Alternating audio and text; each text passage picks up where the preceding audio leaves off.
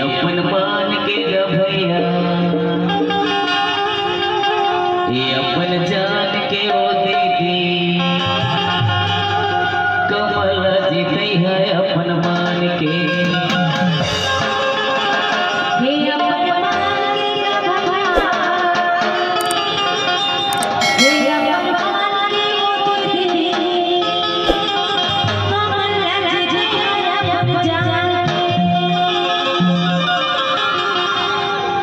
अपन मान के गभैया, कमल जीते है अपन मान के, अपन जान के ओ दीदी, कमल जीते है अपन मान के।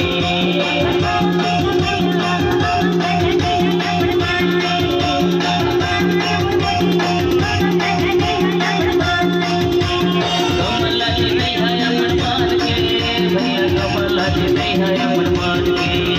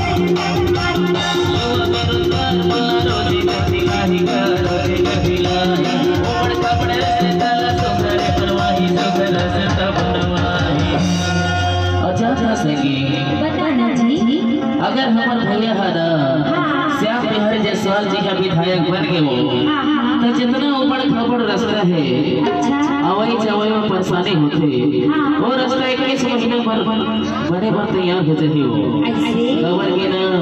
हमार भैया सब की सुख दुख की जनैया है वो, दिखने के तो ये अपन मान के कमल जीते है अपन मान के वो दीदी, कमल जीते है अपन मान के।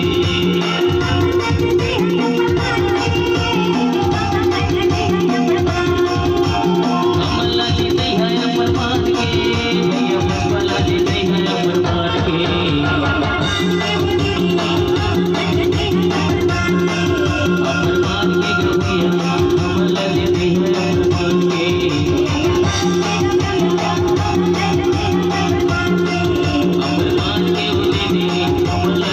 भैया पर बोल के